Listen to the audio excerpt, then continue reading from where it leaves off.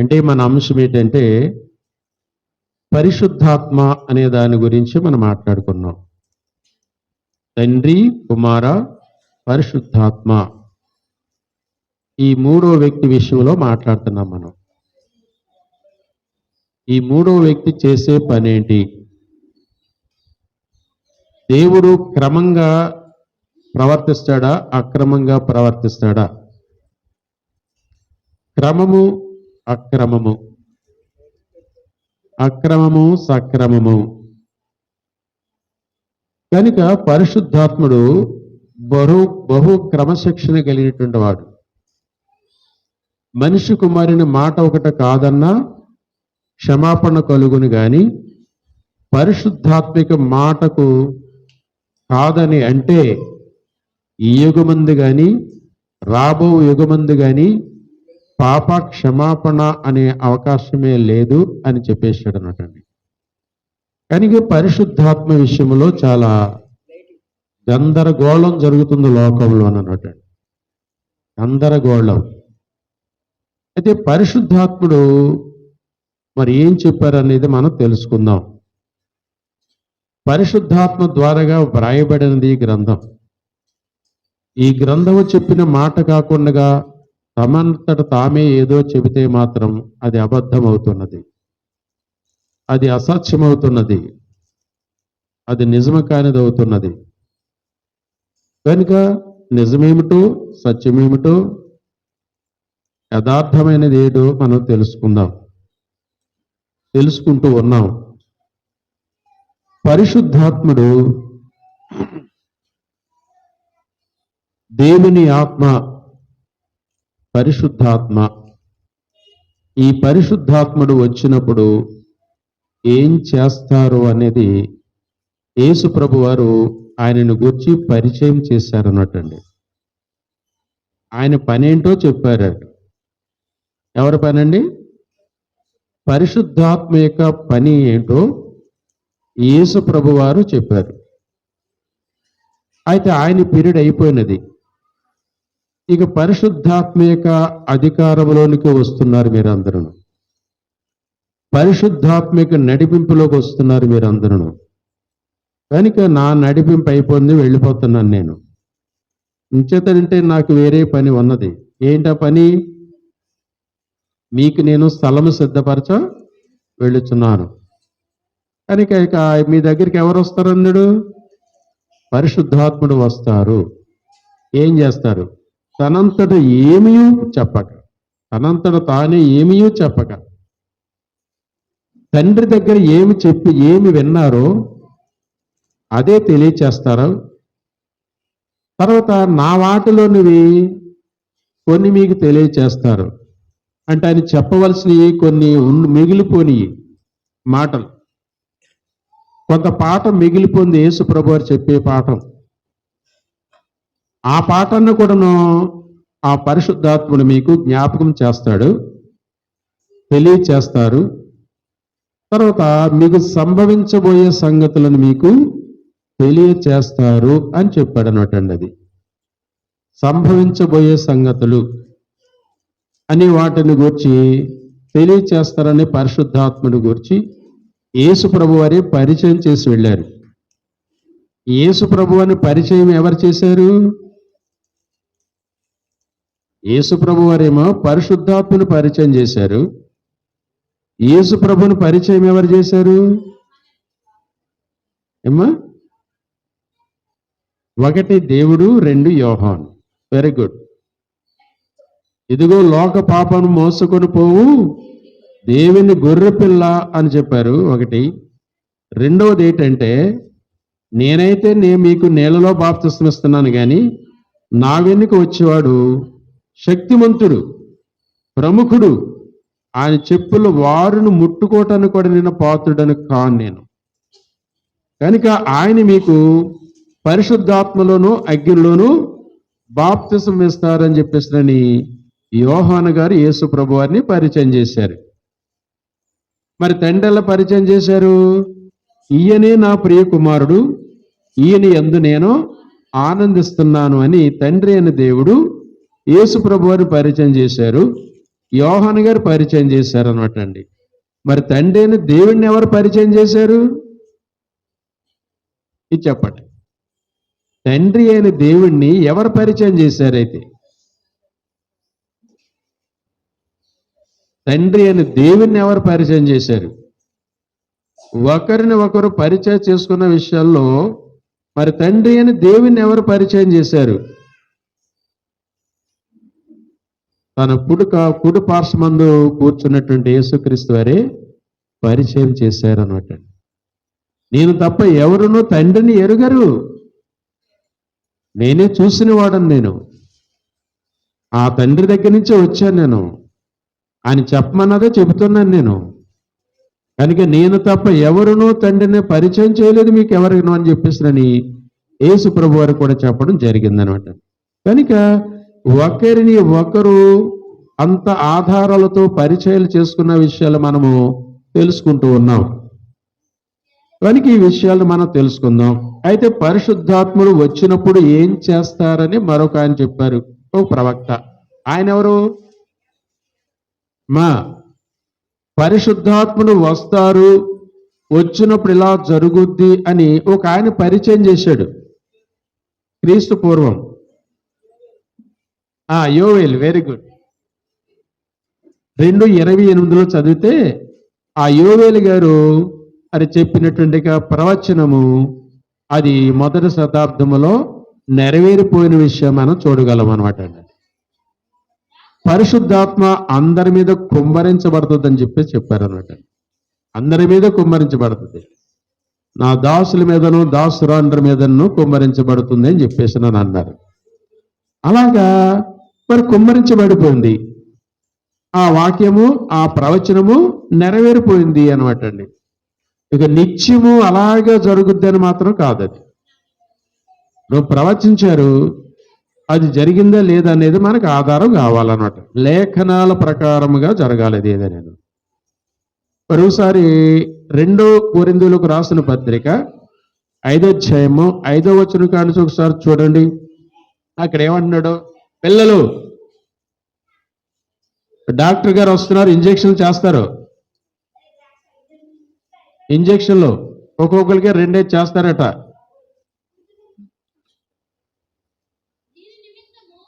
ఇందు నిమిత్తము మనలను ఎక్కడ చదువుతున్నామా? 2:5 దీని నిమిత్తము మనలను సిద్ధపరిచిన వాడు దేవుడే, మరియు ఆయన ఆత్మను సంచకరువును అమ్మా ఉన్నాడు. ఓకే, అది కాదు నేను చెప్పింది. స్టార్ట్ చేస్తాను.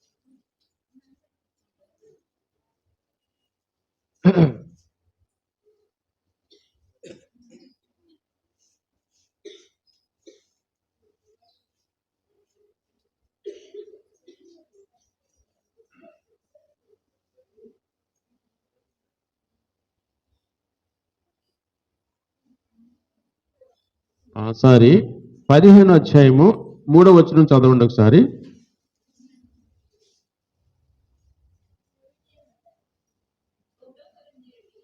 1 కొరింథీ 15వ అధ్యాయము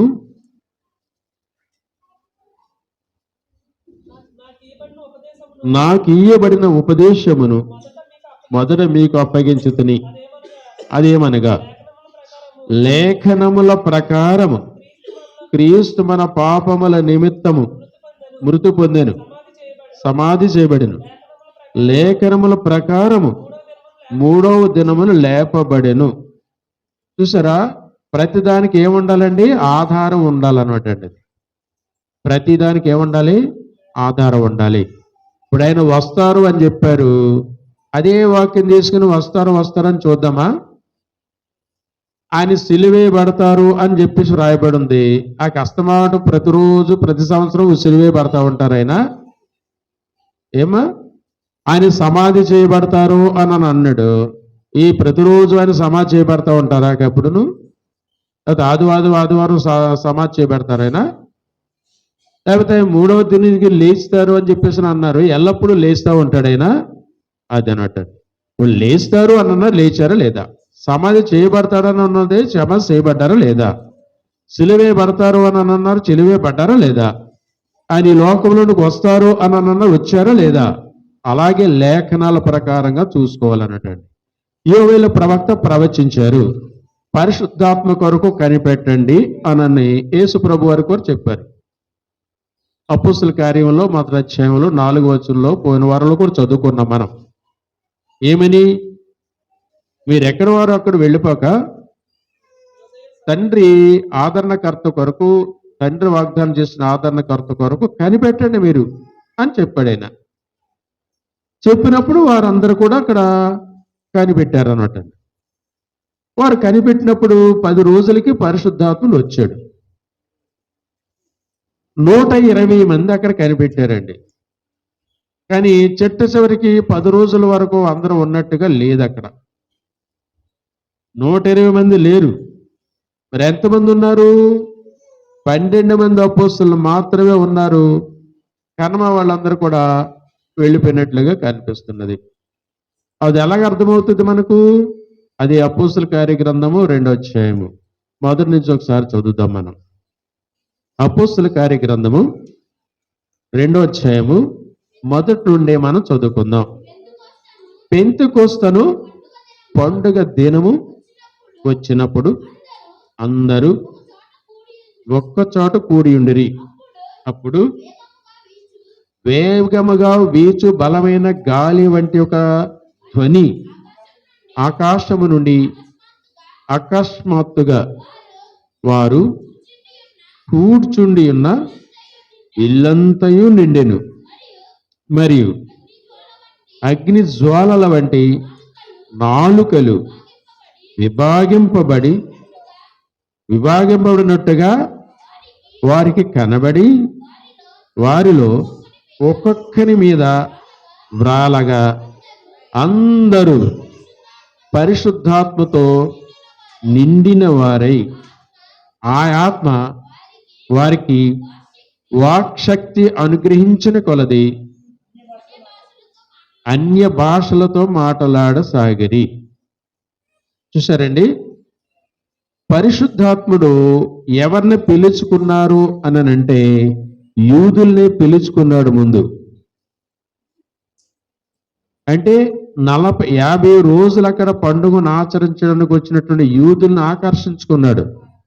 ఎలాగా అంటే బలమైన వీచు బలమైనటువంటి గాలి వంటి ఒక ధ్వని, ఒక శబ్దం సడన్ గా వచ్చిందటండి ఆకాశం నుంచి. ఏదో పడిపోయినట్లుగా అయిపోయింది అనమాట అండి. ఏంటో పడిపోయింది, ఏదో శబ్దం వచ్చింది, ఏదో పడిపోయింది అని అనుకుంటూ ఈ అనేక దేశాల నుంచి వచ్చారు పండుగను ఆచరించడానికి. ఇక ఆ రోజు ఎక్కడ వాళ్ళు అక్కడికి వెళ్ళిపోతారు అన్నట్టు వాళ్ళ ఇళ్ళకి. అలాంటి చోటకి వెళ్ళిపోతున్న సమయంలో పరిశుద్ధాత్ముడు పిలిచాడు అన్నట్టు వాళ్ళని. అలా పిలిచాడండి, ఒక శబ్దం వచ్చిందంతే.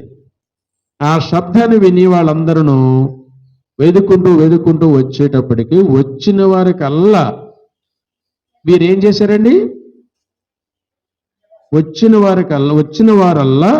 వారికల్లా ఈ అపోస్తలులందరూ వారికి వాక్యాన్ని బోధించారు అన్నట్టండి. అమ్మ జాగ్రత్తగా వినండి. ఏంటే లోకంలో చాలా గలిబిలి జరుగుతుంది ఇక పరిశుద్ధాత్మ ద్వారాగా. యేసుప్రభు ద్వారాగా గలిబిలి చేస్తున్నారు, పరిశుద్ధాత్మ ద్వారాగా గలిబిలి చేస్తున్నారు, అన్ని గలిబిలు జరుగుతున్నాయి. అది ఇప్పుడు పరిశుద్ధాత్మ యొక్క క్రమం ఏంటో మీకు నేను తెలియచేస్తున్నాను నేను. అయితే ఈ పరిశుద్ధాత్ముడు వచ్చి వారికి వాక్శక్తి అనుగ్రహించిన కొలది వారికి అన్య భాషలతో మాట్లాడసాగిరి. అన్య భాషలు అంటే ఏంటి? అన్య భాషలు అంటేటమ్మా, ఎందుకంటేనమ్మా ఈ భాషలు వారికి కావాలి. ఎవరికి? అపోస్తులకి కావాలండి. అపోస్తులకి కావాలి. ఎందుకని? మన మొదటి అధ్యాయంలో చదివాం మనం 4వ వచనంలో. ఏంటంటే మీరు యెరూషలేములోను సమరయలోను, యూదయలోను, ఇంకా భూదిగాంతముల వరకు వెళ్ళాలి. మరి వెళితే ఎన్ని భాషలు ఉన్నాయి భూమి మీద? అనేకమైన భాషలు ఉన్నాయి. అనేక భాషల వరకు చెప్పాలి మీరు సువార్త. అందుకని వీరికి భాషలు అవసరం. అపోస్తులకి భాషలు చాలా ప్రాముఖ్యమైన విషయం అనమాట అండి. లోకములో జనులందరూ అనేకమైన భాషలలో ఉన్నారు. అనేకమైనటువంటి భాషల్లో ఉన్న వారికి వాక్యాన్ని బోధించాలి. ఆఖరికి అడవుల్లో ఉన్నటువంటి క్వాయిలకు కూడాను క్వాయి భాషలో వారికి వాక్యాన్ని బోధించాలి. ఈ బాధ్యత అంతా వారికి అప్పగించారు. మీరు సర్వలోకమునికి వెళ్ళి సువార్తను ప్రకటించండి. ఎవరైతే నమ్మి బాప్తిజం పొందుతారో వారికి వారు రక్షించబడతారు, నమ్మని వారికి శిక్ష విధించబడుతుందని చెప్పారు అన్నట్టండి. కనుక అప్పటి నుంచి వారు అనేక దేశాలు వెళ్ళారు. ఆఖరికి యేసు ప్రభు శిష్యుడైనటువంటి ఒక అపోస్తులుడు తోమా గారు మన భారతదేశం వచ్చారు. కేరళలో సువార్త ప్రకటించారు. తమిళనాడు వచ్చారు. మద్రాసులో సువార్త ప్రకటించారు. అక్కడ సువార్త ప్రకటించి అక్కడ వారు బ్రాహ్మిన్స్ స్నానాలు చేస్తుంటే, సూర్య నమస్కారాలు చేస్తుంటే, నీళ్లు ఎత్తి పోస్తుంటే అక్కడ ఈయన వెళ్ళి వారితో సంభాషించాడు అన్నట్టండి. భారతదేశం ఉందని తెలియదు ఆయనకి. ఏ చరిత్ర చదివిన వ్యక్తి ఏం కాదు, పెద్ద చదవరి కూడా కాదు. ఎవరు? అపోస్తులు తోమా గారు. అయినప్పటికీ పరిశుద్ధాత్మను తీసుకుని వచ్చాడు ఇక్కడికి మన భారతదేశానికి సువార్త అందించడానికి. అసలు మన భారతదేశంలో చర్చ్ ఆఫ్ క్రైస్ట్ ఎవరు అనుకుంటున్నారు? క్రీస్తు సంఘ సభ్యులు ఎవరు అనుకుంటున్నారు? మొట్టమొదటి బ్రాహ్మిన్స్ అన్నమాట అండి. మద్రాసులో బ్రాహ్మిన్సే క్రీస్తు సంఘ సభ్యులండి. అపోస్తుడైనటువంటి తోమా గారి ద్వారాగా. మొన్నే ఆ తోమా గారు ప్రార్థన చేసుకుని కొండ మీదకి వెళ్ళొచ్చాం మరి మొన్న ఈ వారంలోనే. ఆ కొండ మీదకి వెళ్ళి అక్కడికి వెళ్ళి చూసి ప్రార్థన చేసుకుని వచ్చాం మేము కూడా. కనుక దేవుని పిల్లరా, ఆ తోమా గారి ద్వారాగా భారతదేశానికి సువార్త అందింది అనమాట అండి. ఒక బ్రాహ్మిన్సే అని వారిని బ్రాహ్మిన్సే ఆయన ద్వారాగా రక్షణ పొందిన విషయాలు మనం చూస్తున్నాం. ఇంకా అక్కడ ఉన్నటువంటి వారందరూ కూడా అనేక మంది మార్పు చెందుతుంటే, రక్షణ పొందుతుంటే, కొంతమంది అసూయ చేత దుష్టుడు వారిని ప్రేరేపించి అతి క్రూరత్వముగా ఆయన హతసాక్షిగా చేశారు మన భారతదేశంలో, మద్రాసులో. మరి ఆయన సమాధి ఇంకొక 20 కిలోమీటర్ల దూరంలో ఉన్నదంట. అక్కడికి మేము వెళ్ళలేదు, ఇంకాను మాకు సమయం లేదు. మేము తిరిగి రిజర్వేషన్ చేసేసుకున్నాము, ఇక టైం అయిపోతుందని చెప్పేసి వచ్చేసాం మేము. కనుక దేవుని పిల్లరా, ఆయన మన భారతదేశంలో హతసాక్షి అయ్యాడు.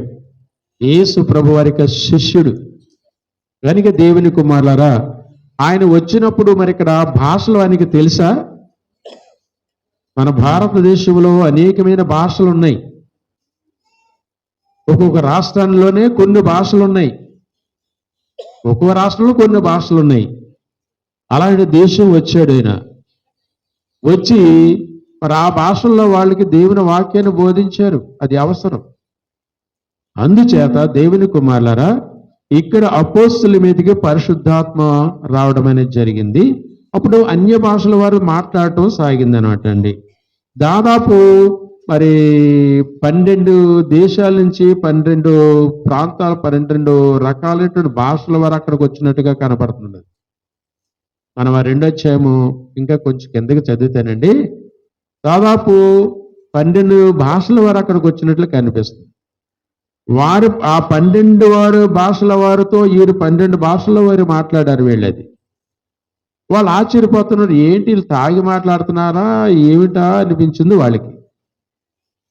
మరి కొంతమంది త్రాగితే ఈ భాష మన భాష వాళ్ళకి ఎలాగొస్తుందిరా, త్రాగెత్తే భాష వచ్చేస్తే ఇక అందరూ త్రాగొచ్చేటప్పుడు అని అనుకుంటారు. అలా కాదబ్బాయి, ఏదో ఉంది, ఏదో జరిగింది మొత్తం మీద అని అంటున్నారు వాళ్ళు. వాళ్ళెవరు? యూదులే. వాళ్ళకి చరిత్ర తెలవడానికి వాళ్ళ గ్రంథం ఏది? మనం చదువుకోవడానికి గ్రంథం ఉంది. పౌలు చెప్పింది బోధించింది పౌలుశీల బోధించింది అలాగున్నదో లేదో చెప్పుకోవటానికి వీళ్ళకి ఆధారం ఉంది, మనకి ఆధారం ఉంది. ఆనాటి వారికి ఆధారం ఏముంది? గ్రంథాలు ఏమి లేవు, ఎక్కడెక్కడో ఏదేదో ఉంది, అది వాళ్ళకి అందలేదు. మరి ఎలా తెలిసేది? అప్పుడు ప్రవక్తలు ఉండేవారు, ప్రవక్తలు చెప్పిందే వాళ్ళకి వేదవాక్యక. మీకు అర్థమైందండి? ప్రవక్తలు చెప్పిందే వాళ్ళకి వేదవాక్కు, అంతే తప్ప గ్రంథాలు లేవు అప్పటికి ఇంకాను. అదనమాటండి. అందుచేత ఇక్కడ మనం చూస్తున్నటువంటిది ఏమిటి అనంటే పరిశుద్ధాత్మ గలిబిలు జరుగుతుంది ఇప్పుడు. కానీ పరిశుద్ధాత్ముడు గలిబిలు చేసేవాడు కాదు దేవుడు. కనుక అన్య భాషలతో వారు మాట్లాడారు అంటే ఏ దేశం నుంచి వచ్చారో ఆ దేశ భాషతో వాళ్ళతో మాట్లాడితే దేమిట్రా వీళ్ళు చూసే గలిలీలు పక్క పల్లెటూరు వాళ్ళు నాగరికత చూస్తుంటే తెలుస్తుంది, కానీ స్పష్టంగా మాట్లాడుతున్నారు. ఏమిటిది? స్పష్టంగా మన దేశ భాషతో వారు దేవుని మాటలు పలుకుతున్నారు వాళ్ళు. ఇది ఎట్లా సాధ్యం ఇది అని చెప్పేసినని వారు ఆశ్చర్యపోయారు అనోటండి. మరి ఇప్పుడు భాషలు మాట్లాడుతుంటే ఎవరికి అర్థమవుతుందండి? ఎవరు మారు మనసు పొందుతారు? ఎవరు రక్షణ పొందుతారు? ఆ వేళ వాళ్ళు భాషలతో మాట్లాడితే 33,000 మంది బాప్తిసం పొందారు, హృదయంలో నొచ్చుకున్నారు. మరి వాళ్ళ భాషలకి వీళ్ళ భాషలకి మరి తేడా లేదా? ఎవర్రా అర్థమవుతుందా? అపోస్తులు మాట్లాడిన భాషలకి 3,000 మంది మారు మనసు పొందారు, హృదయములు నొచ్చుకున్నారు. అయితే దీని పరిష్కారం ఏంటని అడిగారు వాళ్ళు. అది హృదయములు నొచ్చుకుని ఈవేళ మనం ఏదో భాషలు గీసిన భాషలు అయితే ఎవరి తప్పు అని తెలుస్తుంది? ఎవరికి పాపం అని తెలుస్తుంది? ఎవరు మారు మనసు వస్తుంది? ఎవరు సిద్ధపడతారు బాప్తిసానికి?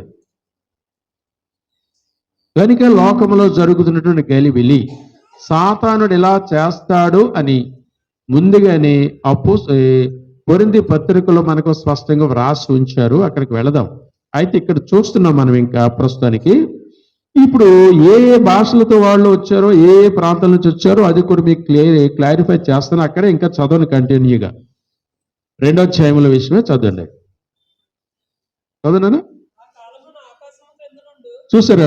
ఆ కాలమున ఆకాశము క్రింద నుండి ప్రతి జనములో నుండి వచ్చిన భక్తి గల యూదులు యెరూషలేములో 50 రోజులు కాపురం ఉన్నారు అక్కడ పండుగను ఆచరించడానికి. అర్థమైందండి? ఎందుకున్నారు అక్కడ కాపురం? మాకు టేబర్నకల్స్ వేసుకుని గుడారాలు వేసుకుని, ఈనాడు గుడారాల పండుగ అంటున్నారు వీళ్ళందరూ. ఓవర్ శిబబరా కబరా శర్వరా అంట మొదలెట్టారు వాళ్ళందరూ ఈ గుడారాల పండుగనైనా పెట్టుకుని. అర్థమైందండి? అయితే అక్కడ గుడారాల పండుగలు చేస్తున్నారు వాళ్ళు. పెంతుకొస్తు అనే పండుగను 50వ రోజు పెంతుకొస్తు అంటే ఆ 50వ రోజును పూర్తి చేసుకుని వెళ్ళిపోయే టైం అనమాట అండి అది. ఆ రోజున పరిశుద్ధాత్ముడు వచ్చాడు అనమాట. ఆ 50వ రోజుని పెంతుకొస్తున్నట్టు పండుగ రోజున వచ్చాడు పరిశుద్ధాత్ముడు. వచ్చి వాళ్ళందరిని ఆహ్వానించాడు, ఒక శబ్దంతో ఆకర్షించాడు. వచ్చిన వారికి వచ్చినట్లుగా వీరందరి చేత అపోస్తుల ద్వారాగా వాక్యాన్ని బోధించారు. వాక్యాన్ని బోధించగా వాళ్ళందరూ హృదయంలో నొచ్చుకున్నారు. హృదయంలో నొచ్చుకుని ఏం చేయాలని చెప్పేసి నన్ను అన్నారు. మన 36వ వచనంలో చూస్తే మనకు అనిపిస్తుంది వాళ్ళు పశ్చాత్తాపడతాం, వాళ్ళు గుండె బాదుకుంటాం, హృదయంలో నొచ్చుకుంటూ వాళ్ళు ఎంత బాధపడినట్లుగా కనిపిస్తుంది అక్కడ మనకు. అపోస్తులు బోధించగా కడమ అపోస్తున్నటువంటి పేతురు గారి బోధతో వాళ్ళంతా కన్వర్ట్ అయిపోయారు. అంతే వాళ్ళందరూ. ఎవరు వాళ్ళు? పక్కా యూదులు, వాళ్ళు యోధ మత ప్రవిష్టులు, భక్తి గల యూదులు వాళ్ళు అక్కడికి వచ్చిన వాళ్ళంతాను. అందుకని వాళ్ళందరూ కూడాను వాక్యమును విన్నారు. వాళ్ళు చెప్పిందంతా వాళ్ళు తరిచినా పడ్డారు. వీళ్ళు త్రాగి మాట్లాడుతున్నారా అని ఒక రకంగా, త్రాగితే భాషలు ఎలా వస్తారా అని ఒకళ్ళు ఇలాగూ పడ్డారన్నట్టు వాళ్ళు. చదవండి మీరు ఇంకెక్కడ. ఈ శబ్దము పలికగా జనులు గుంపులుగా కూడి వచ్చేశారు. ప్రతి మనుషుడు తన స్వభాషతో వారు మాట్లాడట విని కలవరపడి, ఇదేమిటి వీళ్ళు చూస్తే గలిలీలు కదా, వీళ్ళకి మన భాషలు ఎక్కడి నుంచి వచ్చు? మన సొంత భాషలతో వీరు వాక్యాన్ని బోధిస్తున్నారు ఏమిటి అని ఒకరికి ఎవరికి వాళ్ళే గలిబిలి వాళ్ళు తొందరపడ్డారట, ఆశ్చర్యపోయారట. చదువుమా. అంతటా అందరూ విభ్రాంతి నొందారు, ఆశ్చర్యపడిపోయారు. ఇదిగో మాట్లాడుచున్న వీరందరూ గలిలీలు కదా, వీళ్ళందరూ ఈ అపోస్తలులందరూ గలిలీలు కదా. మనలో ప్రతివాడు తాను పుట్టిన దేశ భాషతో వీరు మాట్లాడుతున్నారు, మనం వినుచున్నామే, ఇదేమిటి అని అక్కడ అందరూ ఆశ్చర్యపోయారు అనమాట అండి. అక్కడ అంటే దాదాపు 1,50,000 మంది వస్తే ఇక్కడ మారు మనసు పొందిన వాళ్ళు, పశ్చాత్తాపడ్డ వాళ్ళు మరి 3,000 మంది మాత్రమే రక్షించబడ్డారు. కొంతమంది సందేహంతో వెళ్ళిపోయారు, కొంతమంది కఠినపరుచుకుని వెళ్ళిపోయారు అనమాట అండి. అర్థమైందండి. మరి 3,000 మంది అయితే మాత్రము క్రీస్తులోనికి సంపూర్ణముగా మారు మనసు పొంది వారు రక్షణ పొంది మొదటిగా క్రీస్తు సంఘముగా ఎస్టాబ్లిష్ అయ్యారు అనమాట అండి. యెరూషలేములో ఎక్కడి నుంచి వెళ్ళాలి సువార్త అన్నాడు? యెరూషలేములోను, సమరయలోను, యోదయలోను, అక్కడ నుంచి ఏమవ్వాలి? భూదిగాంతముల వరకు సువార్త వెళ్ళాలి. అది దేవుని యొక్క సంకల్పములో ఉన్నటువంటి సంఘం. కానీ వీటికి సంకల్పం ఏమన్నాయండి? వీటికి ఏ సంకల్పం లేదు. ఇర్మీ గ్రంథం, ఎజ్కేలు గ్రంథంలో మాటలాగా ఉంటాయి అన్నట్టండి వీళ్ళ మాటలు. నేను పంపకపోయినను ఏం చేస్తున్నారంటే వాళ్ళు ఉలోమంట పరిగెట్టి వెళ్ళిపోతున్నారంటే వాళ్ళు. నేను మాట్లాడకపోయినను, నేను పంపకపోయినను, నేను సెలవేయకపోయినను వెళ్ళిపోయి ఇది యెహోవా వాక్కు అని చెప్పేస్తున్నారు, మరలా ఆకారిని వెళ్ళి అని చెప్తున్నాడు పరిశుద్ధాత్ముడు అక్కడ. కనుక దేవుని కుమారులారా, ఇక్కడ మనం చూస్తున్నప్పుడు మరి పరిశుద్ధాత్మ పొందినప్పుడు వారందరు భాషలు మాట్లాడారు. ఆ భాషలు వారికి ప్రయోజనం కలిగించిని, వాళ్ళకి రక్షణ కలిగించిని. వారు స్వదేశ భాషలతో వీరందరూ మాట్లాడారు, ఆశ్చర్యపోయారు. ఇప్పుడు ఏ దేశం నుంచి అన్నా వచ్చిన వారికి మీరు ఎవరైనా వాక్యాన్ని బోధించగలరా వారి భాషల్లోనూ? ఈ ఆత్మ పొందే వాళ్ళందరూ వాళ్ళకి ఏమైనా భాష ఇదేంటి వాక్యం బోధించగలరా? వీళ్ళు బోధించలేరు. మరి ఎవరైనా ఏరే దేశం నుంచి వచ్చేసి మనకు మన భాషలో వారు వాక్యాన్ని బోధించగలరా? అది జరిగే పని కాదు. ఏ దొరగారు వచ్చినా మన భాషలో వారు మాట్లాడలేరు. పోనీ ఆయనతో మనం మాట్లాడగలుగుతామంటే మనము మాట్లాడలేము. చూసారా? మరి అపోస్తులకైతే ఆ ఇబ్బంది లేదు. అపోస్తులకి అలాంటి ఇబ్బంది లేదు. వారు ఏ దేశం వెళితే, ఏ భాష వారి మధ్యనుంటే వారి భాషలో వారు వాక్యాన్ని బోధించారు అన్నమాట. ఇది పరిశుద్ధాత్మ యొక్క విశేష శక్తి అన్నమాట అండి. ఇది ప్రత్యేకత, పరిశుద్ధాత్మ యొక్క ప్రత్యేకత, ఒక క్రమముతో కూడినటువంటి విషయం. అంటే గలిబిలి చేసేటువంటి వ్యక్తిత్వము పరిశుద్ధాత్మది మాత్రము కాదు. మోసం చేసే శక్తి పరిశుద్ధాత్మది మాత్రము కాదు, అది దురాత్మది మాత్రమేనని గ్రహించాలని మీకు మనం చేస్తున్నాను. ఇంకా చదువునైనా చూడండి, ఎక్కడెక్కడి నుంచి వచ్చారు? పార్థీలు, మాదీలు, ఎలామీలు, మెస్పతోమియా, యోదయ, కపదొకియా, పొంతు, ఆసియా, ఫ్రూగియా, పంపులియా, ఐగుప్తని దేశముల యందు వారు కురియని దగ్గర లిబియా ప్రాంతముల యందు కాపురం ఉన్నవారు, రోమా నుండి పరవాసులుగా వచ్చిన వారు, యూదులు, యోధా మత ప్రవిష్టులు, క్రేతీలు, అరబీలు మొదలైన మనం అందరము దాదాపు 15 దేశాల నుంచి 15 భాషల వారు వచ్చారండి అక్కడికి. వాళ్ళందరూ యూదులే. ఆయా దేశాలు చెదిరిపోయారు, ఆయా దేశాల్లో బ్రతుకుతున్నారు, ఆయా భాషల నుంచి వచ్చారు వీళ్ళు. ఎక్కడున్నా కానీ ఇప్పుడు చూడండి, ముస్లిమ్స్ ఉన్నారే, మక్కా వెళతారు ఏ దేశం నుంచి అయినా, అన్ని దేశాల నుంచి వాళ్ళు. ఏ దేశాల్లో ఉన్నారో వాళ్ళందరూ మక్కా వెళతా ఉంటారు నేటికి వాళ్ళు. అది వాళ్ళ సిద్ధాంతం. అది అంచేత పాత నిబంధన సిద్ధాంతం ఏంటంటే యెరూషలేము వెళ్ళాలి ప్రతి వాళ్ళు కూడా అన్నమాట. అంచేత యెరూషలేము వెళ్ళారు ఈ ఆయా దేశాల నుంచి.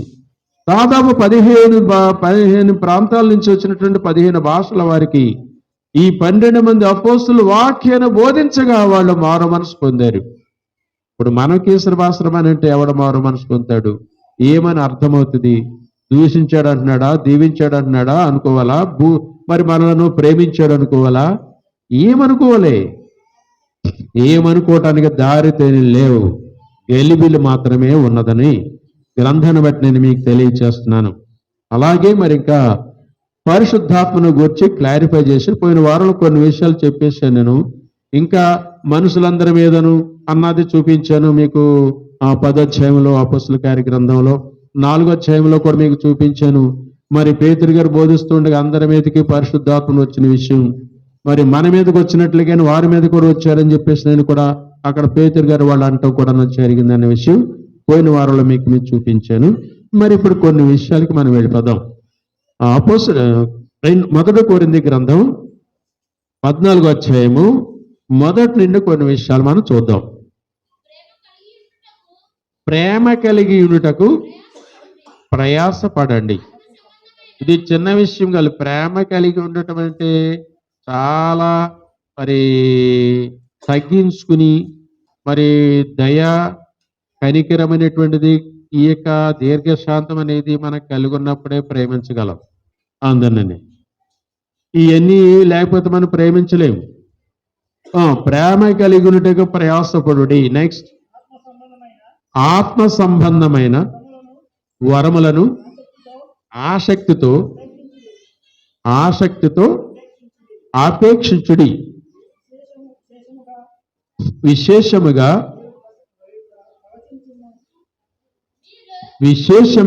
ప్రవచించు వరమును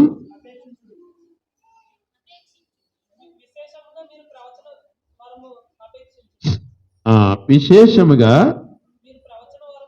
మీరు ప్రవచన వరమును అపేక్షించుడి. ఎందుకనగా భాషతో మాట్లాడేవాడు మనుషులతో కాదు, దేవునితో మాట్లాడుతున్నాడు. చాలు. మనుషుడెవడను గ్రహింపడు గాని వాడు ఆత్మ వలన మర్మములను పలుకుతున్నాడు. ఓకే, దీన్ని మాత్రమే తీసుకుంటారు వీళ్ళు. ఈ భాషలు మాట్లాడే వాళ్ళందరూ మరి ఏంటో ఎందుకు మాట్లాడుతున్నట్టు, ఎవరికి ఉపయోగపడుతుంది? నీకన్నా ఉపయోగపడుతుందా? నువ్వేం మాట్లాడు నీకన్నా అర్థమైందా అని అంటే నాకు తెలియదు అని అంటాడు. నువ్వే భాషలు మాట్లాడావు అని అంటే నాకు తెలియదు అంటాడు. మరి ఏం మాట్లాడావు అని అంటే నాకు తెలియదు అని అంటాడు. మరి ఇదేంటి? నా దేవుడికి ఈడు మాట్లాడుకున్న వాళ్ళు ఇద్దరికి తెలవాలి కదా. ఏమ్మా, తెలవాలా తెలవద్దా? ఏం మాట్లాడుతున్నాడో వీనికి తెలవాలి కదా. మరి ఇతనికి అభివృద్ధి ఏంటి? అప్పుడు ఇతని క్షేమం ఏంటి? భాషతో మాట్లాడేవాడు మనుషులతో కాదు, దేవునితో మాట్లాడుకొనుచున్నాడు. మనుషుడెవడనో గ్రహింపడు. ఓకే, బాగానుంది. అయితే ఏంటి దాని పరంలో ప్రయోజనం ఏమిటి అతనికి? మరొకడు ఎవరో ప్రాంతం నుంచి వచ్చారండి మన దగ్గరికి. ఆయన మనతో మాట్లాడతాకేమో మన భాష ఆయనకి తెలియదు. పోనీ ఆయన మాట్లాడితే పోనీ ట్రాన్స్లేషన్ చేద్దామంటే పరిపూర్ణమైన భాష మనకే రాదు, ఆయన భాష. అప్పుడు ఏం చేయలేనా? ఆయన భాషలో ఆయన ప్రార్థన చేసుకుంటాడు. ఎంత మౌనంగా ఉండాలి ఇక్కడ, ప్రార్థన చేసుకోవాలి. ఆ రొట్టె ఇచ్చినప్పుడు రొట్టె తీసుకోవాలి, ఆ ద్రాక్షరసం ఇచ్చినప్పుడు ద్రాక్షరసం తీసుకోవాలి, ఆ కానుక పడుతున్నప్పుడు కానుక వేసుకోవాలి. అంతే. అర్థమైందండి? అందుచేత అది తనతో దేవునితో మాట్లాడుకోవచ్చు అంటే తనకి తన భాషలో తాను దేవునికి ప్రార్థన చేసుకుంటాడు. తప్పులేదు ఆ విషయంలోను. దేవునితో మాట్లాడుకుంటాడు ఆ విషయంలోను. అది మనకు సంబంధం లేదు, మన భాష కాదు అది. కనుక మరి ఆ విషయంలో మేము దీన్ని ఎలాగ తిప్పేసి మనుషుడు ఎవడు గ్రహించడు అన్నాడు కనుక మనుషుడు గ్రహించడు. దేవుడితో మాట్లాడుకున్నాను. మాట్లాడే వ్యక్తి ఎదుటి వ్యక్తితో ఏం మాట్లాడుకున్నాడో అర్థం ఉండాలి. అది ఉండాలి వద్దండి? తనతో ఏం మాట్లాడుతున్నాడో తనకి అర్థం అవ్వాలి. ఏ భాషలో మాట్లాడాడో అర్థం అవ్వాలి. పోనీ ఏ భాష అర్థం కాలేదు అనుకుందాం, పోనీ ఏం మాట్లాడాడో తెలవాలి కదా. ఏ సందర్భంగా దేవుడిని ఏం అడిగాడు, ఆయన ఏం చెప్పాడు అర్థం అవ్వాలి కదా. ఏమీ అర్థాలు ఉండవు ఇక. అది జరుగుతున్న విషయం అన్నటండి. ఈ గందరగోళం యొక్క విషయంలో తెలియచేస్తున్నాడు.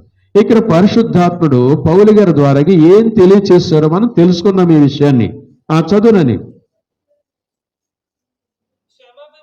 క్షేమాభివృద్ధియు. ఇప్పుడు పరిశుద్ధాత్ముడు ఉన్నా కాడ ఏం జరగాలండి? క్షేమంగా ఉండాలి, అభివృద్ధి పొందాలి. అది క్షేమాభివృద్ధి కలగాలి అక్కడ పరిశుద్ధాత్ముడు ఉన్నా కాడ. క్షేమాభివృద్ధియు హెచ్చరికయు ఆదరణీయు కలుగునట్లు ప్రవచించేవాడు మనుషులతో మాట్లాడుతున్నాడు. ఇప్పుడు నేను మిమ్మల్ని మీ దగ్గర ప్రవచిస్తున్నాను అంటే ప్రకటిస్తున్నాను, నేను వాక్యాన్ని బోధిస్తున్నాను. మనకి ఏం కలగతుంది? మనకి క్షేమం కలుగుతుంది, మనం అభివృద్ధి పొందుతున్నాం ఆత్మీయంగా. మనకి క్షేమాభివృద్ధి కలుగుతుంది. మీ మధ్య నేను ప్రవచిస్తున్నాను, ప్రకటిస్తున్నాను నేను. ఆ తర్వాత భాషతో మాట్లాడేవాడు తనకే క్షేమాభివృద్ధి కలుగ చేసుకొనును, గాని ప్రవచించేవాడు సంఘమునకు క్షేమాభివృద్ధి కలుగ చేయును. చాలు.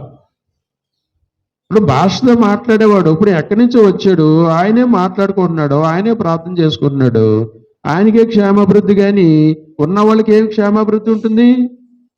కానీ ఇప్పుడు ప్రవచించడం అని అంటే, ప్రకటించడం అంటే అందరికీ క్షేమాభివృద్ధి. ఇది అందరికీ క్షేమాభివృద్ధి. దాని ప్రకారం నడుచుకుంటే క్షేమం. అలాంటి క్షేమం కలిగినప్పుడే మనకు అభివృద్ధి అనేది వస్తుంది. అది వినిన వాక్యాన్ని ఏం చేయాలి? మనము అనుసరించాలి. అనుసరిస్తే మనకి ఏమొస్తుంది? క్షేమం వస్తుంది, అభివృద్ధి అవుతుంది. రెండు వస్తున్నాయి అనమాటండి. కనుక ప్రకటించాడు, ప్రవచించడం, ఇది అనమాటండి విషయం. చదువమ్మా. మీరందరూ భాషలతో మాట్లాడవలనని కోరుచున్నాను గాని మీరు ప్రవచింపవలని మరి విశేషముగా కోరుచున్నాను. మీ మటుకు మీ భాషలో మీరు ఎవరైనా భాషలో వాళ్ళు ఉంటే చేసుకోండి, తప్పులేదు, మంచిదే, ఓకే. కానీ మీరు ప్రకటించాలని కోరుకుంటున్నాను, మీరు ప్రవచించాలని కోరుకుంటున్నాను. ప్రవర్తించడం, ప్రకటించడం అంటే ఎదుటివాని క్షేమాభివృద్ధి కోరినట్లు అనమాట. మీకు అర్థమైందండి? ఎదుటివానికి బోధించినట్లు, ఎదుటివానికి మార్గం చూపించినట్లు, ఎదుటివానికి దారి చూపించినట్లు, ఎదుటివాన్ని రక్షించినట్లు అనమాట అండి ప్రవచించడము అనే వరం. ఆ వరము కలిగి ఉండాలి సంఘం అని అంటున్నాడు. ప్రకటించే వరం, ప్రవచించే వరం. అంచేతనే ప్రకటన గ్రంథంలో అంటాడు కదా, వెళ్ళొద్దు అక్కడికి, చెప్పేస్తున్నాను నేను. ఆత్మయు పెండ్లి కుమార్తెయు రమ్మని చెప్పుచున్నారు. ఎవరెవరును? ఆత్మయు పెండ్లి కుమార్తెయు. పెండ్లి కుమార్తె ఉంటుంది, మరి పెండ్లి కుమారుడు కూడా ఉంటాడు. సంఘం ఎక్కడైతే ఉంటుందో అక్కడే మరి ఆత్మ కూడా ఉంటాడు అనమాట అండి. సంఘం పెండ్లి కుమార్తె ఎక్కడ ఉంటుందో పెండ్లి కుమారుడు కూడాను అక్కడే ఉంటాడు. ఇప్పుడు పెండ్లి కుమార్తెని ఓ చెట్టు దగ్గర పెట్టాడు అనుకోండి, మరి ఆ పెండ్లి కుమారుడు ఏం చేస్తాడు? ఎటు తిరిగినా కానీ అక్కడికే వచ్చి ఉంటాడు అనమాట. అలాగా మరి పెండ్లి కుమారుడు ఎక్కడున్నాడు, పెండ్లి కుమారుడు కూడా, కుమార్తె కూడా అక్కడే ఉంటుంది. అలాగే పరిశుద్ధాత్ముడు ఆ సంఘం ఎక్కడ ఉంటుందో క్రీస్తు ప్రభు కూడా అక్కడే ఉంటారు, ఆత్మీయ కూడా ఉంటారు అనమాట అండి. సంఘము సువార్త పర్యటిస్తున్నప్పుడు ఆత్మ పరిశుద్ధాత్ముడు కూడా మనతో ఉంటాడు. ఆయన మనతో ఉంటాడు అదృశ్యుడిగా, ఆత్మస్వరూపుడిగా. అప్పుడు సంఘమును వారును ఏకముగా పిలుస్తున్నట్లు దాని అర్థం అనమాట. సంఘం పిలవటమే ఆయన పిలవటం అనమాట అండి అని వాక్యం బోధిస్తుంది. విను ప్రతివాడును చెప్పవలెను అన్నాడా లేదా అక్కడ? విను ప్రతివాడును, నేర్చుకున్న ప్రతివాడును, ప్రతివాడు కూడా ఏం చేయాలి? చెప్పాలి. అదే ప్రవచించడం అనమాట అండి. ప్రవచన వరం శ్రేష్టమైనదా, లేకపోతే తనకు తానే తన సొంత భాషలు దేవునితో మాట్లాడుకోవడం క్షేమకరమైనదా? అతనికి ఒక్కడికే క్షేమంగానే భాషతో మాట్లాడడం. కానీ ప్రవచించడం అయితే మాత్రము అందరికీ క్షేమం అనమాట అండి, అందరికీ క్షేమాభివృద్ధి. అది చదువు. సంఘము ఎవరు అభివృద్ధి పొందాలి? సంఘము అభివృద్ధి పొందాలి. సంఘము క్షేమంగా ఉండాలి, సంఘము అభివృద్ధి పొందాలి.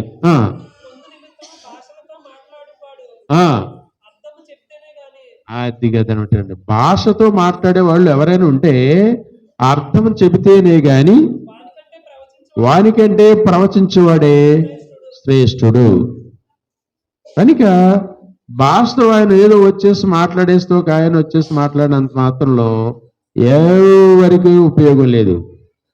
కానీ వారికి అర్థమయ్యే భాషలో ప్రకటన చేస్తే ప్రవచిస్తే గొప్ప విషయం. అప్పుడు సంఘం క్షేమంగా ఉంటుంది, అభివృద్ధి పొందుతుంది అనమాట అండి. సంఘం అభివృద్ధి పొందాలంటే ఏం చేయాలి? ప్రవచించాలన్నమాట అండి. ఈ ప్రవచించే వరము అంటే ఈ టాకింగ్ పవర్ ఉండాలన్నమాట అండి. అది బోధించగలిగే స్థాయి మనం నేర్చుకోవాలి, బోధించాలన్నమాట అండి. నెక్స్ట్, సహోదరులారా ఆలోచించండి. మా భాషలతో మాట్లాడుచు నేను మీ యొద్దకు వచ్చి సత్యమును బయలుపరచవలనని అయినను జ్ఞానోపదేశం చేయవలనని అయినను ప్రవచింపవలనని అయినను బోధింపవలనని అయినను మీతో మాట్లాడకపోయిన ఎడల నేను ఎక్కడి నుంచో దిగి వచ్చినా కానీ మీకు ఏంటి ఉపయోగము అని అంటున్నాడు అన్నమాట. మీకు నేను పరదేశిని, నేను మీకు పరదేశి, మీరు నాకు పరదేశి. ఏంటి ఉపయోగం? ఏమీ ఉపయోగం లేదు, ఏమీ ఉపయోగం. నేను ఎక్కడి నుంచో అమెరికా నుంచి దిగొచ్చిన, స్వీడన్ నుంచి దిగొచ్చిన, ఏంటి నా వలన మీకు వచ్చిన ప్రయోజనం ఏమిటి? మీకు అర్థమయ్యే భాషలో నేను మాట్లాడకపోతే, నేను ఎక్కడి నుంచి వచ్చినా, ఎంత ప్రేమతో వచ్చినా మీతో నేను మాట్లాడకపోతే ప్రయోజనం ఏంటి నా వలన? మీకు ఎంత ఖర్చు పెట్టుకుని వచ్చాను, ఎంత ప్రయాసతో వచ్చాను, మీకు ఏదో బోధించాలని వచ్చాను, కానీ మీ భాషలో నేను బోధించలేకపోయాను. ఏంటి నేను వచ్చిన వలన మీకు ఏంటి ప్రయోజనము అంటున్నాడు అనమాట. నెక్స్ట్ చూసారా, నిర్జీవ వస్తువులు నాదమిచ్చినప్పుడు మీటినదేదో ఊదినదేదో తెలుస్తుంది కదా. మీటినదేదో ఊదినదేదో తెలుస్తుంది, వాయించేదేదో లేకపోతే కొట్టేదేదో మరి ఊదిదేదో తెలుస్తుంది కదా, మనకు తెలుస్తుంది. దాని వాయిస్లు తనక శబ్దాలు మనకు తెలుస్తున్నాయి. మరి లోకములు అనేక రకాలైనటువంటి భాషలు ఉన్నాయి. మరి మీరు మాట్లాడతాక ఏ భాష మరి తెలియట్లేదా మీకు? అందరికీ తెలిసే భాష మీకు ఏం తెలిస్తే లేదా? మరి అందరికీ తెలిసే భాష మరి మా భాషలో మాట్లాడాలి కదా మీరు, లేకపోతే ఉపయోగం ఏముంటుంది అంటున్నాడు అన్నట్టు. చదవండి. పిల్లని గ్రోవి గాని వీణ గాని నిర్జీవ వస్తువులు, అందులో ఏమీ లేదమ్మా, జీవం లేదు వాటిలో. ఏ వస్తువులు అండి? నిర్జీవ వస్తువులు, వాటిలో జీవం లేదు. అయినను అవంత స్పష్టమైన ధ్వని ఇస్తున్నాయి కదా. మరి జీవముతో కూడినటువంటి నీవు ఎంత స్పష్టంగా మాట్లాడాలి? మీరు ఏ భాషలో మాట్లాడినా స్పష్టంగా మాట్లాడాలి. ఒకవేళ నేను ఇంగ్లీష్లో మాట్లాడాను, మీకు తెలియలేదు, దాన్నే నేను తెలుగులో కూడా చెప్పాలి. ఆ తెలుగులో చెప్పడం చేత కాలేదు, నేను ఇంగ్లీషే మానేయాలి. అది అర్థమైందండి?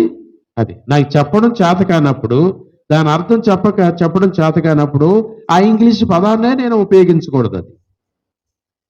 అది అదనమాట అండి. చదువు. లోకమందు ఎన్నో విధములైనటువంటి భాషలు ఉన్నాయి, వాటిలో ఒకటైనను స్పష్టం కానిదే ఉండదు కదా. మీరు మాట్లాడడానికి, మీరు మాట్లాడుకోవాలంటే ఏది స్పష్టంగా లేదా? భాష ఏదీ లేదా? అది మీరు మాట్లాడుకోవాలి కనుక స్పష్టమైన భాషలో మీరు మాట్లాడుకోండి. మంచి చక్కని ప్రొనౌన్సియేషన్తో మాట్లాడుకోండి. భాషకు వన్ని తెచ్చే బిడ్డలుగా మీరు ఉండాలి. భాషకు విలువ తెచ్చే మనుషులుగా ఉండాలి మీరు. భాష చాలా శ్రేష్టమైనది, భాష చాలా విలువైనది. దాని విలువ తెలవాలంటే వేరే రాష్ట్రానికి వెళ్ళారు అనుకోండి, అలా తెత్తుతారంటాడు, మన తత్తుతారంటాడు, ఎక్కడికి వెళ్తాం మనం? ఏం ఉపయోగం ఉండదు. దీని భాష ఎక్కడ తెలుస్తుంది? అక్కడికి వెళ్తే తెలుస్తుంది దాని విలువ. నీకు అర్థమైందా? ఆ ప్రాంతానికి వెళ్తే తెలుస్తుంది ఈ యొక్క భాష యొక్క విలువ. అలాంటి ఇక భాషలు కలిగిన మనము ఈ ఎలా పడితే అలాగే తుత్తు మాట్లాడేస్తారు, భాషను స్పష్టంగా మాట్లాడరు, దాని ప్రొనౌన్సియేషన్ కరెక్ట్గా పలకడానికి ఉపయోగపడించుకోరు, కానీ ఎలాగో మాట్లాడేసేస్తారు అన్నట్టు. అయితే అలా కాకుండా సరే దేని గురించి ఎలా మాట్లాడుకుంటే మనకు అనవసరం, కనీసం ఇది జీవమగల దేవుని మాటలు గనుక స్పష్టమయ్యేలాగా 4 మాటలు చెప్తే పౌలు గారు అన్నాడు, అర్థము కాని కొన్ని 5,000 మాటలు మాట్లాడిన కంటే అర్థమయ్యేయి 5 మాటలు మాట్లాడితే చాలు రోజుకి. ఒక ఎడ్యుకేషన్ లో ఉన్నటువంటి బిడ్డలకి, స్టూడెంట్స్కి మరి ఎంతో పాఠం చెప్పాకలేదు. రోజును 5 మాటలు నేర్చుకుంటే చాలు, వాడు మంచి విద్యావంతుడు అవుతాడు. రేపొద్దు రోజుకి 5 మాటలు నేర్చుకోండి, గొప్ప విద్యావంతుడు అవుతాడు అతడు. ఒకసారి పేరంతా నేర్చుకోని అవసరం లేదు, 5 మాటలు చాలు రోజుకి 5 మాటలు నేర్చుకుంటే గోళ్ళంత విద్యావంతుడు అవుతాడు అన్నట్టు. అది పౌలు గారు అంటున్నాడు ఇక్కడ, చదవండి. మాటల అర్థము నాకు తెలియకుండాని ఎడల మాట్లాడే వానికి నేను పరదేశిగా ఉంటాను. నేను ఒక పట్టణస్థుడిగా ఉండను, నేను సాటి సహోదరుడిగా ఉండను, నేను సాటి రక్త సంబంధిగా ఉండను, నేను పరదేశిగా ఉంటాను, పరాయవాడిగా ఉంటాను నేను. అది భాష అర్థమయ్యే భాషలో మనం మాట్లాడుకుంటే ఎంత సమీపస్తులం అయిపోతాము, ఏక మనసు కలిగినటువంటి వారం అయిపోతాము, ఒకరిని ఒకరు హత్తుకున్నంత సహోదరులం అయిపోతాం మనం, భాష అర్థమయ్యే భాషలు మాట్లాడుకుంటే. నెక్స్ట్, మాట్లాడేవారు నాకు పరదేశిగా ఉండును, మీరు ఆత్మ సంబంధమైన వరముల విషయమై ఆసక్తి కలిగిన వారు గనుక సంఘమునకు క్షేమ అభివృద్ధి కలుగు నిమిత్తము అవి మీకు విస్తరించినట్లు ప్రయత్నం చేయడి. ఇంకా భాషతో మాట్లాడేవాడు అర్థము చెప్పు శక్తి కలుగుటకై ప్రార్థన చేయవలను. అంటే ఆ భాషను నేర్చుకోండి బాగా, ఆ భాష నేర్చుకుంటే అప్పుడు అర్థం చెప్పగలరు మీరు. అది నేను భాషతో ప్రార్థన చేసిన యెడల నా ఆత్మ ప్రార్థన చేయను గాని నా మనసు బలవంతంగా ఉంటుంది. ఇదేంటి, అదేంటంటారు? మరొకసారి చదువుదండి. నేను భాషతో ప్రార్థన చేసిన ఎడల నా ఆత్మ కూడా ప్రార్థన చేయను గాని నా మనసు ఫలవంతముగా ఉండదు. ఏంటి దాని అర్థం? నోటుతో భాషతో మాట్లాడతాను నేను, నా ఆత్మ కూడా ఏకీభవిస్తుంది, కానీ నా మనసు ఫలవంతముగా ఉండట్లే, ప్రయోజనకరం లేదు, ఫలించడం లేదు. అదనమాట అండి. ఎందుకని అంటే అది అర్థమైతేనే కానీ అప్పుడు మనము ఫలించడానికి అవకాశాలు ఉండవన్నమాట. ఆత్మతో ప్రార్థన చేతును, మనసుతోనూ ప్రార్థన చేతును. కనుక మనసుతోనూ అంటున్నాడేమిటి? మనసు అంటే అర్థము, అర్థం కాదండి, అర్థం, మీనింగ్ అదనమాట. అందుచేత మీకు పలుసార్లు చెబుతూ ఉంటాను, మీరు పాట పాడుతున్నప్పుడు అర్థం చేసుకుంటూ పాడాలి, మీరు ప్రార్థన చేస్తూ ఉన్నప్పుడు అర్థం చేసుకుంటూ ప్రార్థన చేయాలి, మీరు వాక్యం వినేటప్పుడు కూడాను అర్థం చేసుకుంటూ వినాలి అని తెలియచేస్తున్నారు. మీరు ఏ పదార్థం తిన్నా కానీ ఏం జరుగుతుంది? మీరు పదార్థాన్ని మీరు తింటున్నారు అనుకోండి, ఏమి జరుగుతుంది? ఇంకాను ఏమ్మా, నోటుతో తింటున్నారు, మరి అంగిలి ఏం చేస్తుంది? అంగిలి ఏం చేస్తుందమ్మా? మరి నాలుక ఏం చేస్తుంది? తెలియట్లేదా? మన నాలుక అంగిలి చేసే పని ఏంటమ్మా? రుచి చూస్తుంది. అప్పుడు ఏం చెప్తాం? ఉప్పగా ఉంది అంటున్నాం, పుల్లగా ఉంది అని అంటున్నాం, అర్థమైందండి, కారంగా ఉంది అంటున్నాం. అలాగా మనం ఏది మాట్లాడినా కానీ దానిలో ఉన్నటువంటి సారాన్ని తీసుకోవాలన్నట్టండి. అది అర్థం తీసుకోవాలి. ఆత్మతో పాడుదును, మనసుతోనూ పాడుదును. ఆత్మతో ప్రార్థన చేతును, మనసుతోనూ ప్రార్థన చేతును. కనుక ఏమి ప్రార్థన చేస్తున్నామో మనం అర్థం అవ్వాలి, ఏమి పాడుతున్నామో మనం అర్థం చేసుకుంటూ పాడాలని పౌలు గారు పరిశుద్ధాత్మ ద్వారా నేర్పించినటువంటి పాఠం అనేది. చదవండి ఇంకా. కాబట్టి ఆత్మతో ప్రార్థన చేతును, మనసుతోనూ ప్రార్థన చేతును, ఆత్మతో పాడుదును, మనసుతోనూ పాడుదును. లేని ఎడల నీవు ఆత్మతో స్తోత్రం చేసినప్పుడు ఉపదేశము పొందని వాడు నీవు చెప్పిన దానికి ఆ చెప్పిన దానిని గ్రహించలేడు. గనుక నీవు కృతజ్ఞతాస్తుతులు చెల్లించినప్పుడు ఆమేనని వాడు ఎలా పలకగలడు? ఎలా పలకగలడు? అర్థమైతేనే పలకగలడు. యేసు నామమున అడుగుతున్నాము తండ్రి అని తెలుగులో అన్నాను అనుకోండి, ఆమేన్ అన్నారు మీరు. I'm asking in the name of the lord of Jesus Christ అన్నాను అనుకోండి, ఏమంటారు మీరు? ఏమంటారు? అలాగే చూస్తారు మీరు. కనుక మరి ఆమె నేను ఎలా చెప్తారు మీరు? అర్థమయ్యే భాషలో చెప్తేనే ఆమెన్ అంటారు. మరి వాడు ఎలాగ మరి ఏదో భాషలో చెప్పేస్తే మరి ఆమెను ఎలా చెప్పుతాం మనం? చెప్పలేం మనం. అది అందుకని మనం మాట్లాడే విషయంలో స్పష్టమైనటువంటి భాష ఉండాలి. ఒకవేళ వేరే భాషలో మాట్లాడితే అర్థం చెప్పే శక్తి ఉండాలి, లేకపోతే అర్థం చెప్పే వ్యక్తి అన్న ఉండాలి. ఒకవేళ అర్థం చెప్పలేకపోతే, అర్థం చెప్పేవాడు లేకపోతే నోరు మూసి కూర్చుని దేవుడితో మాట్లాడుకోవాలి అంటున్నాడు పరిశుద్ధాత్మ. చదవండి ఇంకా.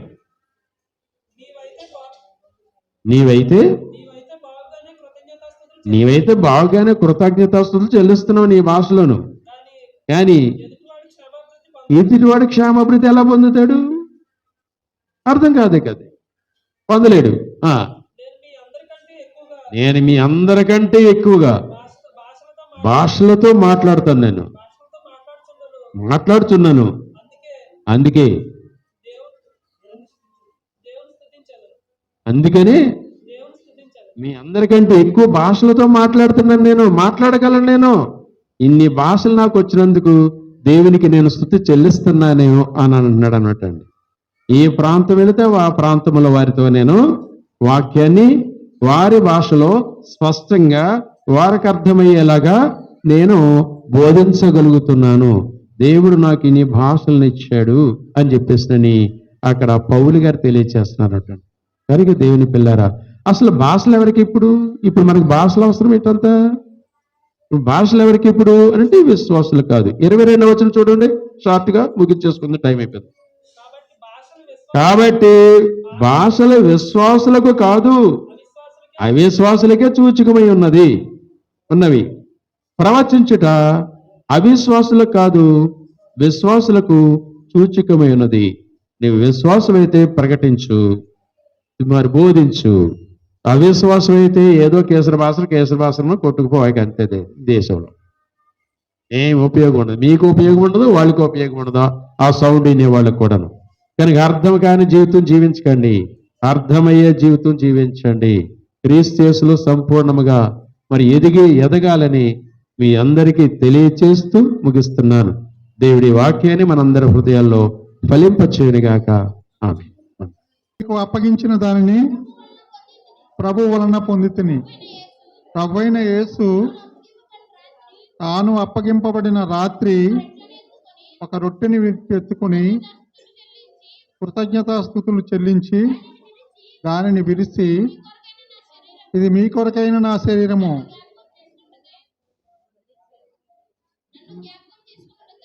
నన్ను జ్ఞాపకము చేసుకున్నట్టుకే దీనిని చేయడని చెప్పాను. అమ్మా, బాబు చదివేది కూడా నాకు వినపట్ల, మీరు మాట్లాడుకుంటున్నారు. మీ గొడవ మీది. ఎలా ఉంటే ఎలాగమ్మా? దేవుని మందిరానికి వచ్చినప్పుడు క్రమంగా నిశ్శబ్దంగా మాట్లాడకుండా ఉండాలని కొన్ని వందల సార్లు చెప్తున్నారు కొన్ని సంవత్సరాల నుంచి. ఇంకా అదే మీరు ఇది చేస్తున్నారంటే ఇంకేం చెప్పాలి మీకు? సరే, అందరం ప్రార్థనలో ఏకీపించుదాం. ప్రార్థన చేసుకుందామండి. ప్రార్థనలో ఏకీపించండి.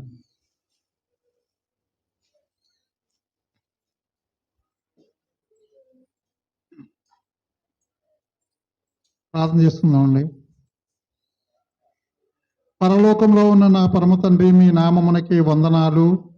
మీ ప్రియకుమారుడైన యేసుక్రీస్తు వారిని బట్టి, మీరు మాకిచ్చిన ఆజ్ఞను బట్టి మీకు వందనాలు చెల్లిస్తూ ఉన్నాం ప్రభువా. ఇదిగో నాయనా, ఇది నా శరీరము. దీనిని తీసుకుంటున్నప్పుడల్లా నన్ను జ్ఞాపకం చేసుకున్నట్టుకే దీనిని చేయడని మాకు ఆజ్ఞాపించిన ప్రకారముగా మేము నెరవేర్చుకుంటున్నాము తండ్రి. దీనిలోని తీసుకుంటున్న ప్రతి ఒక్కరూ మీ నామానికి మీ చిత్తమును నెరవేర్చే ప్రియమైన బిడ్డలుగాను, మీకు సాక్షులుగాను జీవించేటట్లు సహాయము చేయమని అడుగుతున్నాము తండ్రి. ఆమేన్.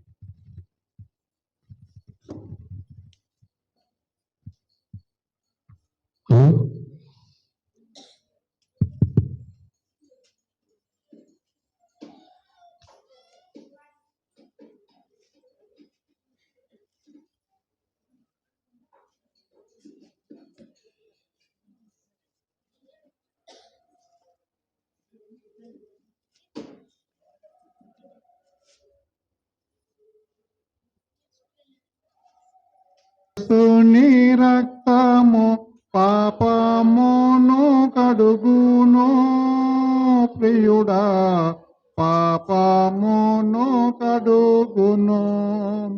స్తుతి లేనిది యేసుని రక్తము పాపమును కడుగును ప్రియుడా, పాపమును కడుగును.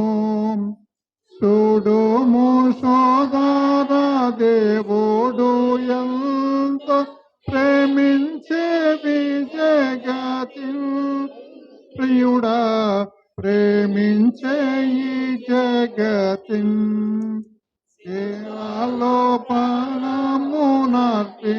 నర్పించునట్లు యేసుని పంపెను ప్రియుడా, యేసుని పంపెను ప్రియుడా, యేసుని పంపెను. సాటి లేనిది యేసుని రక్తము పాపమును కడుగును ప్రియుడా, పాపమును కడుగును. వినుము సోదర, ప్రభు యేసు పరలోక వార్తను ప్రియుడా, పరలోక వార్తను. ఉన్నతమైన పరలోక ప్రేమను సాటించుచుంటిమి ప్రియుడా, సాటించుచుంటిమి ప్రియుడా, సాటించుచుంటిమి. సాటి లేనిది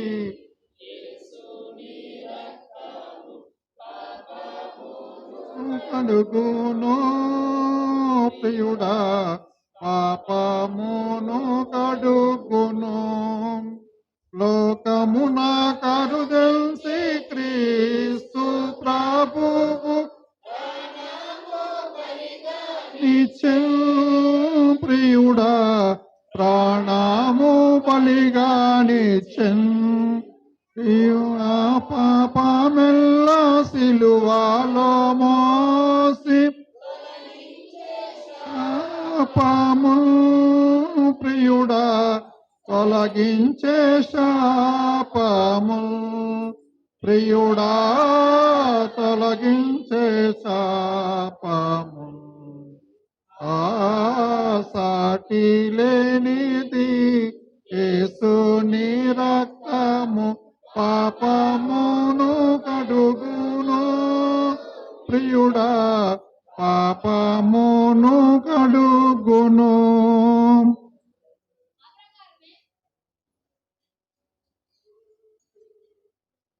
చదువు. ఆ ప్రకారమే భోజనమైన పిమ్మట ఆయన ఆ పాత్రను ఎత్తుకుని, ఈ పాత్ర నా రక్తము వలనైన కొత్త నిబంధన. మీరు దీనిలోనిది త్రాగునప్పుడల్లా నన్ను జ్ఞాపకము చేసుకున్నట్టుకే దీనిని చేయడని చెప్పాను. తండ్రి అయినటువంటి దేవుడు మనకు ఆజ్ఞాపించిన ప్రకారముగా ఏం చెప్పారో అది మనం చేస్తుందామండి. దాని గురించి మనం ప్రార్థనలోకి వెళ్దాం. ప్రార్థన చేస్తున్నాం. పరలోకములో ఉన్న మా పరమ తండ్రి, మీ నామమునకే వందనాలు, స్తుతులు, స్తోత్రములు తండ్రి. మీ ప్రియకుమారుడైన యేసుక్రీస్తు వారిని బట్టి, మీరు మాకు ఇచ్చిన ఆజ్ఞను బట్టి మీకు వందనాలు చెల్లిస్తూ ఉన్నాము. ఇది నా రక్తము. దీనిలో నుంచి తీసుకుంటున్న ప్రతి ఒక్కరూ మీ నామానికి మహిమకరముగాను, మీ చిత్తమును నెరవేర్చే ప్రియమైన బిడ్డలుగాను, మీకు సాక్షులుగాను జీవించేటట్లు సహాయము చేయమని యేసుక్రీస్తు నామములో అడుగుచున్నాము తండ్రి. ఆమేన్.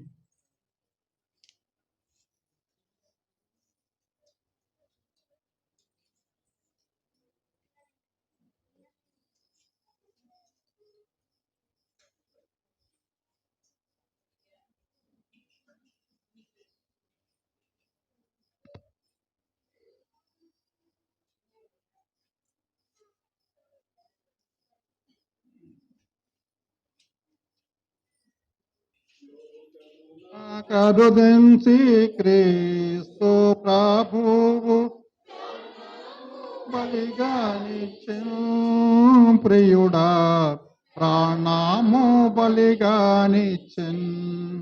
లోక పాపమెల్ల సిలువలో మోసి శాపము ప్రియుడా తొలగించే శాపము. ప్రియుడా తొలగించే శాపము. సాటి లేనిది యేసుని రక్తము కడుగును ప్రియుడా, పాపమును కడుగును. యేసుని నీవు క్షమించుమని వేడు తిరిగిన హృదయముతో ప్రియుడా, విరిగిన హృదయముతో